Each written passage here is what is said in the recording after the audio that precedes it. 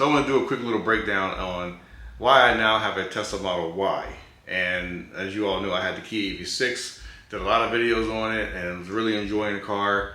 And right around 8 months, a little less than a year in ownership, it started giving me a lot of problems with charging. And so I took it to the dealership, asked them to take a look at it. They looked at it and they were like, "Oh, it's your charger at home," and made all these other excuses why it wasn't charging properly, and ended up getting to the point where they just slowed the charging down. So it wasn't the fastest charging EV anymore, which is one of the reasons why I like the Kia EV6. And I kind of accepted that for a little while and waiting for them to come with the fix. And then the 12-volt battery, started dying down, and it wouldn't say charge.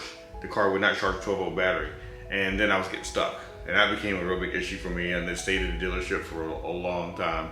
And I just ended up just saying, like, let's just buy the car back from me. I don't want the car anymore. It was becoming too much of an issue. I need a reliable vehicle. That's why I pay a lot of money for a car, because of reliability, and I was not getting that out of the Kia. So they agreed to buy it back. And when they agreed to buy it back, I was really excited, and I thought the process would take maybe a few weeks to a month. And it took 8 to 9 months to finish it. And that really hurt a lot, because I was paying for 2 cars, because I went out and excitedly bought the Tesla Model Y performance you see behind me.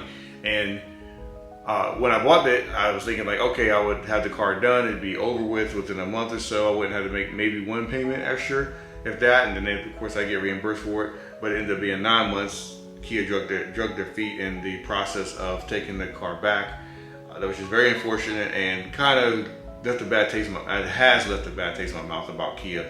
And now I'd be really reluctant to buy another Kia at this point, based on how it's treated. And I know, which I'll probably drop a link inside the description of a Hyundai situation, Kia Hyundai. Hyundai had a vlogger that had the new Honda Santa Fe, and they had transmission issues. And they had like maybe 3 transmission failures or 2 transmission failures, and they offered to buy it back, and they bought it back.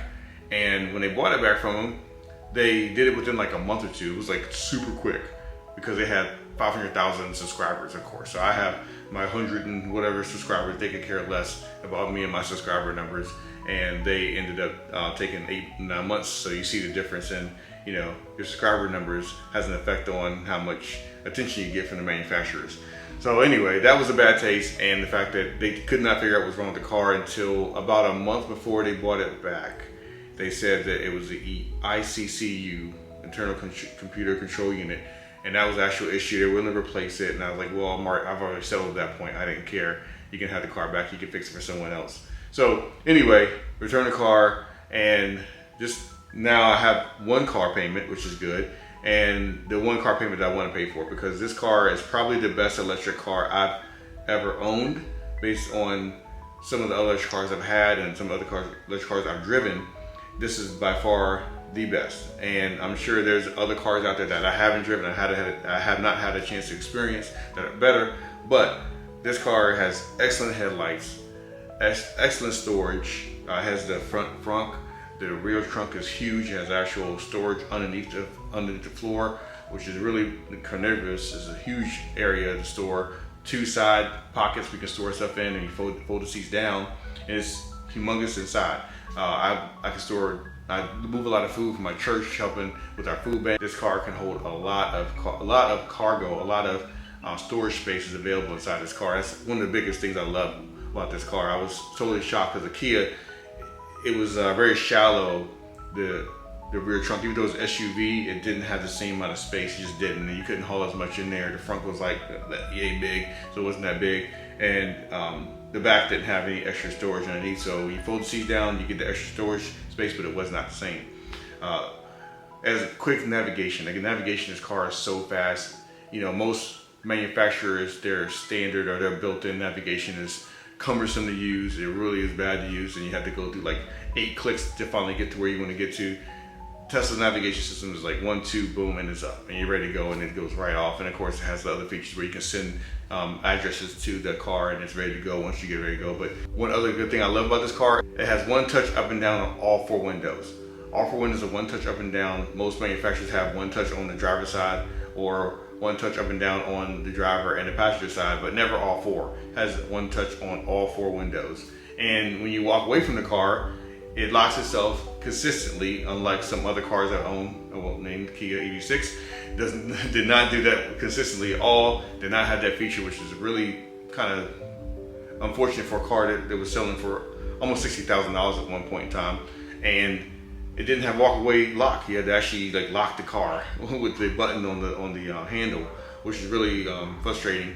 And when this car, you walk away from it, it rolls the windows up, locks the car, folds the mirrors in, and then it goes into Sentry mode, which can tell if someone's around the car and they're touching it or coming close to it. It actually kicks in Sentry mode, records it, and shows you recording when you get back to the car. So you see the car's been struck, someone's been too close, maybe they accidentally or purposely scratched it, and you can actually have recording of that and maybe get a tag off the vehicle, get a description of the person that did it, and that's a really useful feature. And the built-in dash cam, which is built into the car. It was just Sentry mode. So you're driving along, you have a car accident, someone tries to blame you for it, you have evidence of that. You can pull it out the USB, plug it in, and send it over to the police and get that actual report of the truth of the matter, not two sides of the story.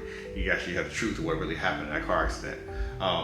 They have constant software updates. I wasn't expecting, I didn't know, I always knew they did have constant software updates, but experiencing and seeing my less than 1 year Tesla Model Y received significant updates, where not just minor changes, but significant changes like the UI changes to the car. The actual user interface changed, where they have now you can spin the whole car around and you can do all these different things with the user interface that you couldn't do before. They added some new update to the headlights and measure your headlights, so you can go around curves and you can see as it turns around curves. I think it's a European feature, but hopefully America will adopt it. But they continue to add new and useful software updates to the car, and I get into it, it's like, oh, that's new, I haven't seen that before. That's new. They add new stuff to the YouTube, to TikTok, to the arcade system, which has games on there. They update all the games. They don't have to do that. They could have you go out and buy another car, say here's your new features on your brand new 2025 Tesla Model Y, but the 2023 Tesla Model Y is very similar to 2024 Tesla Model Y. Same thing with the 2022. So you're constantly receiving these updates. It keeps the car new. And I can see a lot of people why they like to keep their Teslas, or they like their Tesla, they return to a Tesla because of that reassurance, knowing that their car will continue to stay new and updated with every single software update. Car wash mode, which is, I take my car to the car wash pretty frequently.